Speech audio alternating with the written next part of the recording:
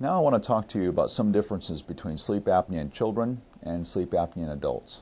And as we've always learned, each time we open a new field in medicine as it relates to children, we've appreciated that a child is not a small adult.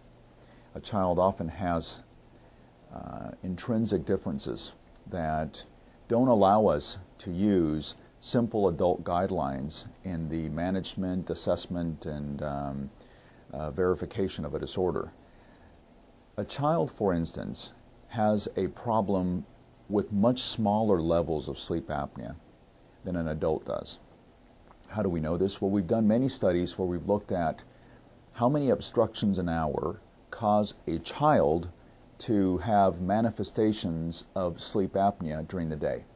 And we've found that even in children with minimal obstructions per hour, I've manifested conditions such as ADHD, bedwetting, aggressive behaviors, and significant decrease in academic performance, which all have resolved 1 year after resolution of the obstructive cause.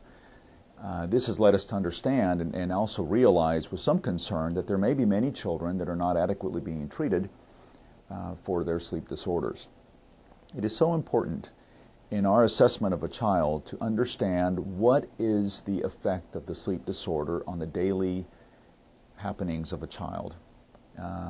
If we try to use the number of obstructive events per hour that are given to us from the adult literature and studies, we will underestimate the problem in many children, if not most children. For example, an adult is considered normal all the way until they have 5 obstructions per hour. It may very well be, based on a number of studies, that children are not normal at levels of 2, 3, 4 obstructions per hour. And new studies have also suggested that even when you don't have a significant number of obstructions, but you have a child who's reported to snore, sleep very restlessly, and I don't mean snore occasionally once in a while, and I don't mean snore when they're sick. I mean snore significantly every night.